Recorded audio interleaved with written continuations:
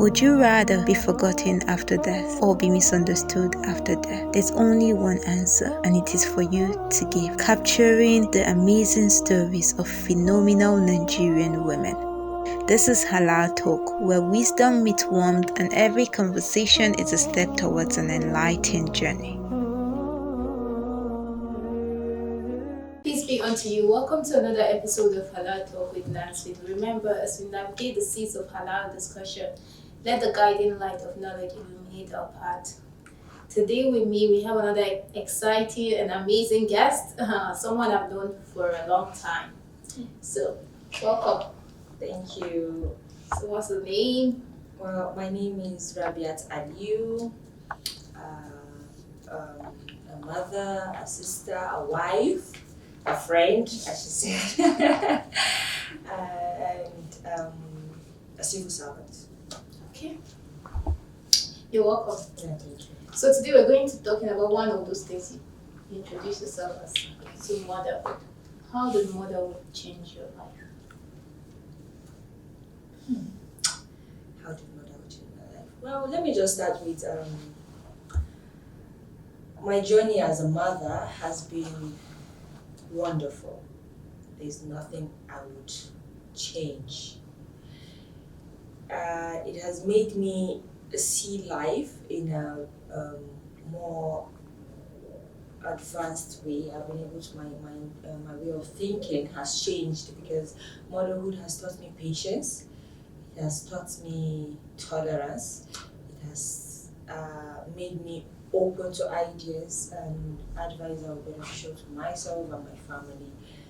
Because I believe motherhood is a mother. You're supposed to nurture your kids, guide them through life, and instill discipline, knowledge, and help them navigate the life in a very positive way. So motherhood has also been challenging, especially as a working class woman. So it's been tough trying to strike balance between motherhood and my career. And in doing that, I learned to be open to suggestions from people way older than I am in this journey, because motherhood is a journey that will never end. I believe to strike a balance also in motherhood, seek for help. Don't be don't believe you can do it alone, because you can never do it alone. It can be exhausting. Sometimes you feel overwhelmed, and so that's why at that period, just ask for help, because you can't do it alone.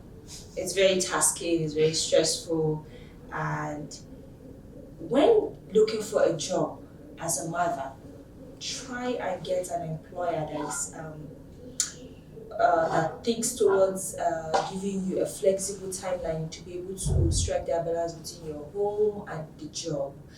For example, where I work, alhamdulillah, they are very family centric. They provide things that would make motherhood easy for me, in as much as we try and meet the middle. So at a certain point to make things easy. And when I gave birth to my first daughter, I actually had this, how will I do it? With work, with the baby. And because of that, I think I did exclusive for like 7 months, because I was scared of where will I drop her, who would take care of her, how would they do it. So when I got to meet a lady, she was very nice, and my daughter she just fell in love with her outright, because my daughter was very selective with people. So it made my work easy for me. So I was comfortable leaving her, and so I would concentrate at work. But it was tough for my second. It wasn't easy. So as I said, I decided to ask for help. My husband also was a very huge help in that aspect. He helped me, and I don't think I really used daycare, because I was always scared of daycares. I was always scared of daycares. So it was going to be stressful for me. I accepted that fact, but I still wanted the best for my kids. And I don't think at my place of work I had the cause for anybody to complain because I Because tried my best to just balance both. It's not possible entirely to strike a balance, but you can just try your best. But and I believe surrounding yourself with the right people that would help make it seem easy is also very key to motherhood. So now, you said some things that made me flash backward. Now you're a mother, you have your career, and you have your husband to still take care of, like three circles all around. When you look back to your younger self before motherhood, had you always been multitasking? That's one thing my husband will always complain about. I multitask a lot. It's now became part of me that I just can't concentrate on one thing. It has to be multiple things that it keeps me functioning. If I have to just multitask, I might be in the kitchen, I'll try and still have to arrange the kids in the bathroom, I'll still have to go and look at what I'm cooking. So it keeps me on my toes because multitasking has always been part of me even before I got married. And reflecting, right? I remembered some things backwards, like if I had known that the things that we did back then in university were actually the things outside the classroom. To me, I feel they were even much more important than the things in the classroom. Yes, definitely. Because if you could remember the university days, I know I was at school, and I believe I started a business in class. At the same time, we were like, how will you cope with doing this? And then my mom also was actually kicked against it. You in your finals, you need to go. So I'm like, if I go out there, I'm trying to prepare myself that the world is growing, so you need to grow with it. You don't have to just conform yourself with just one bubble. So you have to be open and think of ideas to help keep you. I think to me, multitasking keeps me calm. It makes me think more than everybody's saying take one thing and say yes. As a mother, take your time and breathe. Yes, we need to. But if multitasking helps you function more and you're comfortable with it, go ahead. But if it doesn't, don't try and do everything at the same time. Don't. Just take it at a time. For you were you were top in your department. You were top. You were top. One of the most important people when it comes to social events. Yes. You were the anchor, the presenter, the host. You were also finally we're doing business too. Yes, I was. So now, it's like, to me, I just feel like it's like the same life, but in a different form. Yes, in a different form, because so now it makes me more mature. You think in a more matured way. You don't just. And motherhood has also helped me to listen and communicate in a more broad way with my kids, because before I'm always exhausted and I don't have time to do. But when you look at it and you calm yourself, you relax, and the kids come to ask you questions. Not just, I know you're tired after the day's job, but I still try and create time for them, because it's very important you have a relationship with your kids. Don't let the outside world teach them. And sometimes they teach them negative things. So you should create time, no matter how stressful or demanding your job is. Create that relationship. And I'm trying with my daughter, because our daughters are very special.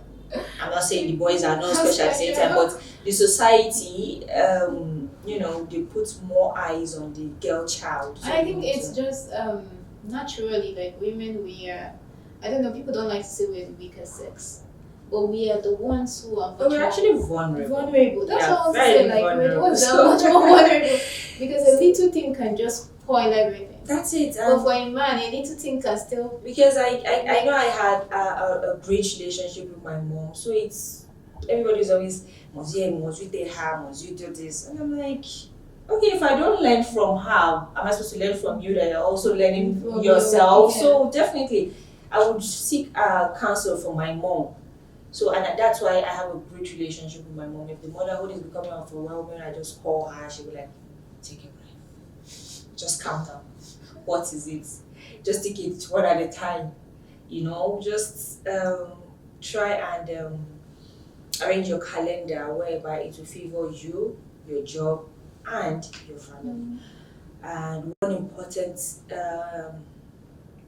stuff of being a mother is that create time for yourself. Just create time for just me time, mommy's time. Let everybody know that this is mommy's time. And during that period, if it's your hobby is reading, whatever it is, you read, or you just meditate, or you do anything that relaxes you, but just make sure you create your time for yourself. It doesn't make you a bad mom, it doesn't make you a bad wife, it doesn't make you a bad friend, because you need your time to assimilate all the things you've been going through, to be able to okay, how am I going to navigate the remaining life I have, and it's going to make you relax, because if you don't take that me time, depression and I think naturally, that's people who try to give. That's one thing we often feel at. Because you can't give when your cup is empty. At all. And I actually learned that the hard way, because I want everybody to be okay, regardless of my own peace of mind. So I nearly broke down. So that was what made me you have to take a breath, take your time. What do you want? It doesn't make you a bad mom if you I want to indulge in my own activity. It doesn't make me a bad wife. So it actually makes you better, because the moment you refuel yourself, yes, you can pour for because you cannot give what you don't have. Can't give what you don't have. If all you have inside is hate, or tiredness, you definitely can't give love with all those things. So when I got to know about that, I just sat with my husband and I'm overwhelmed. That's why it's also important to have a good partner that understands you.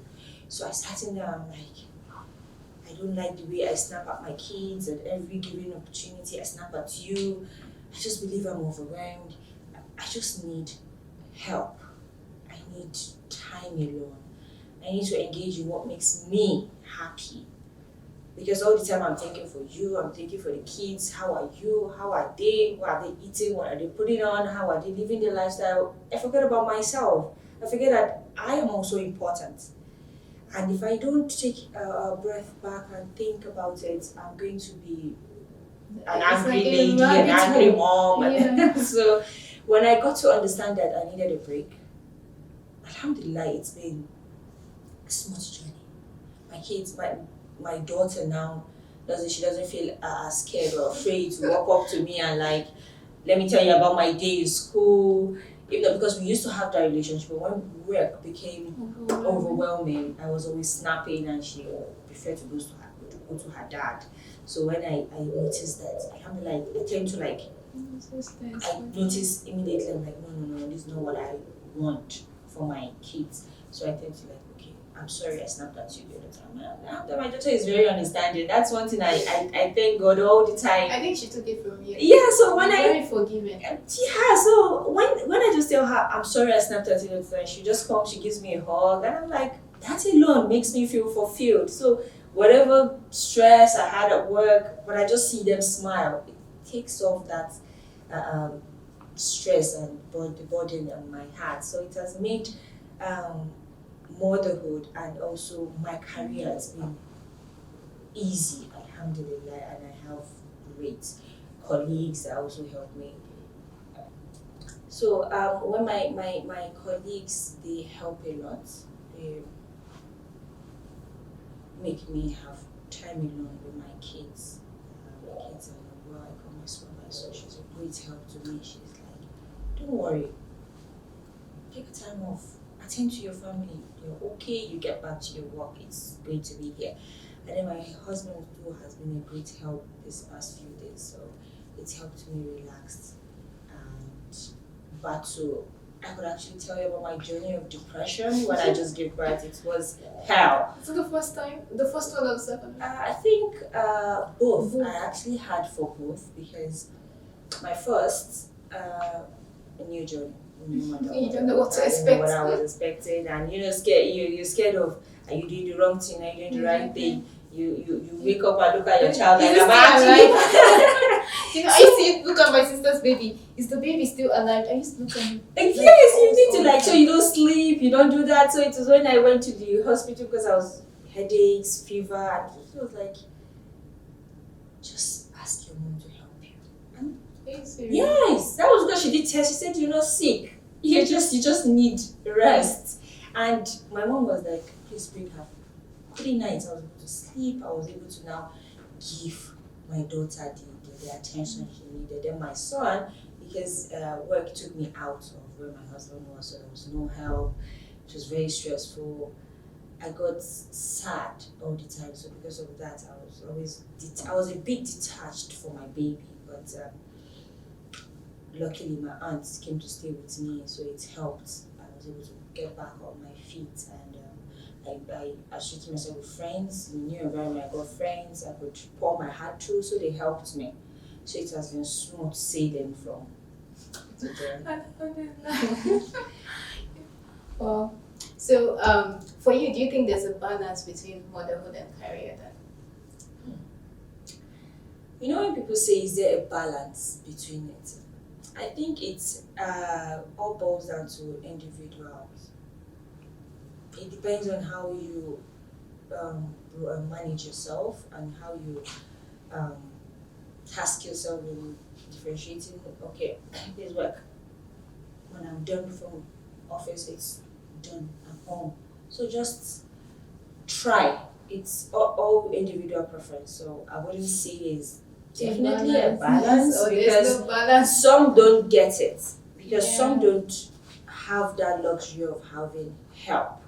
Yeah, or a supportive spouse or friends family or friend. family. So you see, it's striking that balance is individual preference. If you have such help, definitely you have a balance with. But if you don't, you now struggle and you have to give your all to try and match up, and it's exhausting.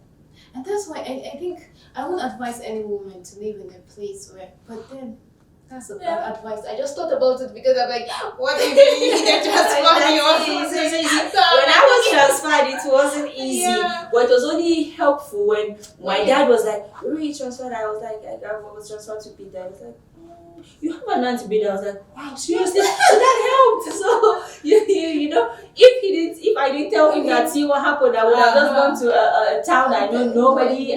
So it was helpful because the first month I got there, she wasn't around, so it was very stressful. So when I'm just stressed, I'll just be like, I'm coming your grandkids. Oh yeah, so that's it. Oh, I just feel like I'm tired. I just need to relax. Like, just come over with the kids, so she'll be able to hold them. I'll be able to sleep. Because you need a lot of sleep as a mother. If you don't get it, I'm sorry, you're going to be angry all the time. So when you're able to rest, you need that rest. I'm still going to say rest, drink a lot of water because you need to stay hydrated. Just do it. You feel guilty because if you're having a meeting, like, am I a bad mom? Am I doing the wrong? You're not. Your kids will be fine. But if you are not fine, how are they going to be fine? There's actually this Black American proverb that says, when mama's not okay, everybody's going to suffer. Now imagine when you fall sick because you're trying to make everybody okay. How is the house going to be? And that's why when anybody falls sick and mother is around, that person gets better. Seriously. Yes. You get better faster. I can remember I felt sick, really ill. I was just trying to hold on, like I don't want to break down. If I break down, how are the kids going to cope? And I was not in the same town with my husband. So when I knew I was just going to break down, I just knew deep down I was going to break down. I just had to call him. I'm like, you have to come over. Just take time off and come over. And I think he came like today, the next day, I just broke down. I had to be admitted. Now imagine if I had broken down, he wasn't there, and I was just alone with the kids. How was I going to cope? So I think that also, and then my son was just like a year old and some months. I had to like just wean him because the sickness had to like, it went on for a long time. So I'm like, my son was very attached to me, so he felt weak. So I had to wean him off so that it won't affect him seriously. So mother, that alone, from that day I was like, no, I need to take it easy. So since then, alhamdulillah, when I'm just having just a little bit of headache, I was like, I need to rest. I'll take care of the rest. Like, don't worry, I'll pay the kids, I would get them ready. Alhamdulillah. So that's why I said, when you're getting married, just pray for the best spouse. Because having a very understanding partner is going to help you a long way in your marriage and as a mother. So in one sentence, Okay. how was motherhood? Amazing. Thank you. It's been amazing. So now let's go to the second part of the show, which is the this or that segment. So I'm going to ask you one question or the other. To be rich and famous or rich and unknown? Actually, I think your answer should be easy. You know why I'm actually having this?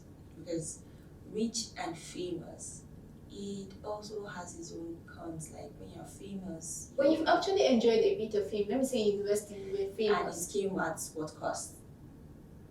What's the cost of it? Okay, everybody wants you. I was famous in university. Your mental, do you know your mental health matters? But do you know the rate of depression among I just feel it's when you're unable to manage it, because let me say in university I was famous. Yeah, we were both. So like at the end of the day, like I just feel if you don't want to listen, you won't listen. But sometimes, managing people is very hard. So some people, when you like, I'm coming, let me just attend to myself. If you see you pompous, okay, because you've gotten there, you're now becoming proud.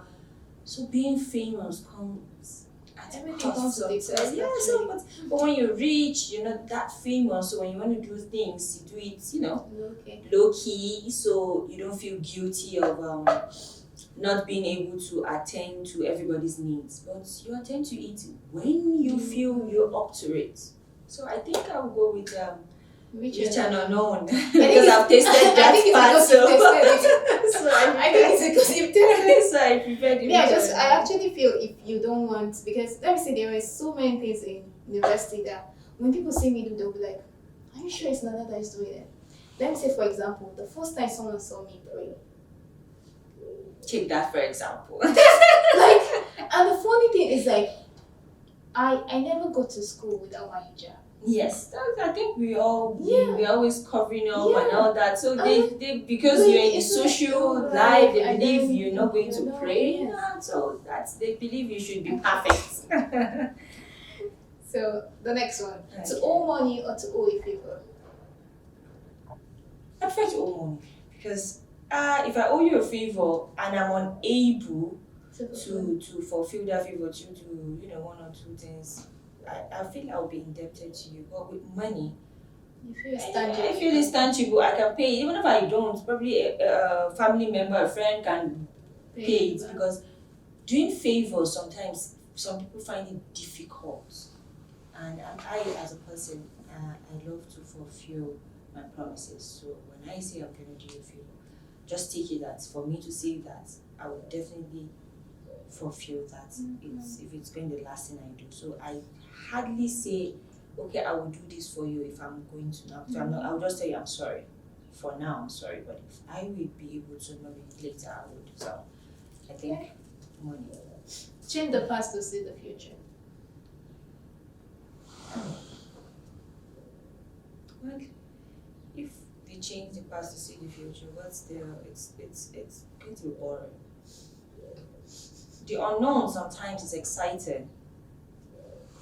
It's going to challenge you But if you already know the future, what's there? I'm not looking forward to anything because I know what's going to happen at the end of the tunnel. So that's why when we watch movies and someone say, "Passport, no, don't tell me the ending because I wouldn't want to know what happened at this point." Yes, I wouldn't do that. No. I think I would just let time just take its course. So.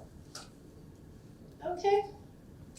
The next one, to confront the wisdom, ancient wisdom, was to seek guidance from technology, science and technology. They both have their own. Stop being philosophical. No, but that's just it. That's just being true because the world evolves. So you have to go with what choose is your evolved. Either choose toad or choose frog. Sorry? Choose toad or choose frog. You're still choosing the same species. It's just And they're same species, but anyone that favors you at that time frame is what you're going to go with. So ancient will only help you to navigate the technology so you don't abuse it. Why are you guys always trying to be philosophical? Because life is all about philosophy. If you're not philosophical, it's boring. Okay, the next one. Cooking together or eating out? Cooking together. Cooking together. You're a mother, so. Not really because I'm a mother. Well, before a mother, I was a wife. So definitely cooking together with your spouse, it creates this bond. I remember I was pregnant with my first time. My husband made me grilled tilapia fish, even though it wasn't tasty. But I just it was nice. But I was just happy seeing him in the kitchen. He was doing it with playing, gisting. So I think cooking. But outside, my husband is a very shy person, so he doesn't really like affection out. So it has to be inward. So I think cooking together. Okay. Kilishi or suya? Kilishi. My husband even sells kilishi, so definitely kilishi. Masa or kose? Masa. That was so fast. Yeah, because I love masa. My mom is from the town that makes masa, so I love masa. Okay. Honoring legacy or pioneering change? Pioneering change. New beginner. Now, quality time or thoughtful gift? Quality time. And the last one for the this or that segment is your high school days or undergraduate days. High school. High school. High school. High school, we're young, we don't know what is in store. But I think I really love my undergraduate days. The only thing that made me love my undergraduate days is meeting my husband. That's it. No, that's it. I think for me, I can't pinpoint any part of my undergraduate days that I didn't like. Because I think I was going to university. I was just ready to explore. That was my mission. I think that's every undergraduate student's mission, to explore. I don't think so. You know why? Because because going to university, I was not going there to learn. I was not going there to learn. Like those things were not. We're just free. I just wanted to explore our freedom. Yes, I just wanted to go and show people that I have talent. Let me put it that way. That was the only thing. But actually, I went to learn. I think the learning came in like the moment I saw let me say some lecturers. There was this GST, and he told us to summarize a whole book in 2 pages, and I did the summary. And he came on stage and he called my name, and my friends were like, "Nana, don't answer." Thinking insulting people. So thinking it's a very bad. I don't care if she she insults me. That will even make them even know me more. And then I just raised up my hand, and he's like, "Oh, you're Nana. Your essay was very, very good." So the funny thing is going to make you happy. Yes, I was very poor in English in secondary school. So to get to university and go and I wouldn't say I was poor in English, but I still preferred entertainment. So that's why I went for mass communication. So and then one of my lecturers really made me fall in love with mass comm, Mr. Sass. He was my amazing. He's my eldest sister. His class is interactive. It's fulfilling when you are in his class. You don't feel. He doesn't try to suppress whatever suggestion you bring. In his exam, he's open to suggestions. So just Tell me what you understood, not garbage in, garbage out. So I love such. I also love him. He's the best. So my far. elder sister, he attended the same school with her, I think so. So they were friends. Wow. Yeah. And he's still amazing up to Yeah, today. he is. I think I was opportunity to meet him. I was like, wow, you've not changed. You listen. Yeah. You provide solution to your students. So what's not to love about He him? motivates, like he Definitely. He would never, whatever suggestion you bring, he wouldn't say it's bad. He would rather listen than prefer solution. And like, why don't you do it this way? It's not like it's bad though, but let me just help you polish. Is that not encouraging enough? That would even want you to go to school. Not such of, it's what I give you, you give me. It's very depressing. So I don't like such. But he made me fall in love with my course. It's too bad I'm not practicing. But all of us hate your course. Yes, he did. But when he went, that was what made me. When he left, I was sad. Studying mass communication wasn't really fulfilling like when he was there because I was eager. Like, can I get to 400? He should be my supervisor and all that. But it was bad. He wasn't. But so far, as life has made us meet, I'm happy with a bit of the advice he gives. So it's something I'm going to take dear to my heart. He's an amazing person. He's an amazing person. He's an amazing person. Okay, let's go to the next part. Just 3 questions and then. Okay. 3 questions. The answers begin with letter R. R. Yes, a country, a name of country with letter R. Also fast. An animal, long ears. Rabbit. Correct. A popular food. Rice. So now the last part of the segment, which is the best advice you've ever gotten.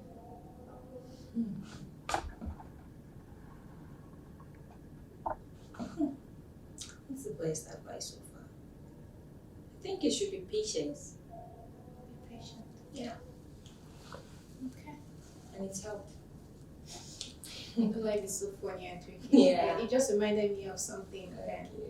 And like you were saying, patience, that's the best advice. And somebody else said patience, that's the worst advice. That's so funny. You know why I say patience? But it's not like because it's the patient that I'm talking about is, you know, it has to do with what I went through. It's not like you're in an abusive relationship. Yes. You have to Actually, that's the difference. That's the difference. So, you know, so when that person said it's the worst, it's because his or her situation, it wasn't, you know.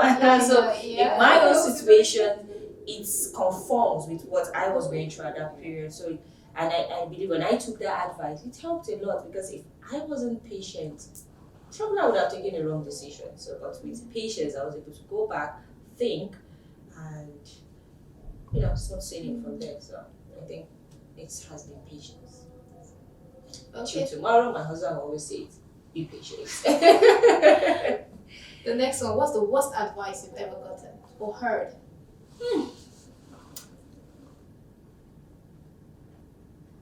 Probably it would be take the fast road. There's never any fast road. That's what people say. You know, so those people that are lazy. To me, I was like, take the fast road. How is that going to help me? Yeah. No. Like I want to take the fast road. One, I offend my maker. Secondly, I offend my loved ones. Funny enough, you will still meet. You see that hoodlum that you're running away from. You go and meet So why don't I just take? Take. So I think I wouldn't want to take that fast lane. Regardless of what you're going through, don't say sharp. We end jaga. So you just have to be patient. Take your time and do things, and then surround yourself with the right people. That's just it. Your loved ones. Okay. They're going to help you a lot. Then the last one for everything. What's one thing that changed your entire life? That's amazing. Motherhood and leave me, so definitely my husband is going to be with me. So let me not forget him before he gets offended. So, but motherhood has been a beautiful journey. I wouldn't change it for anything in this world. It's been lovely. It makes me more compassionate about things. So, motherhood tops the charts. It was amazing having you. Thank you. It was nice you having me. So I really appreciate it. So we've come to the end of today's episode of Halal Talk. I hope you had a wonderful time because I did. Until next time, I'm Nansfit. Would you rather be forgotten after death or be misunderstood after death? There's only one answer, and it is for you to give, capturing the amazing stories of phenomenal Nigerian women. This is Halal Talk, where wisdom meets warmth and every conversation is a step towards an enlightened journey.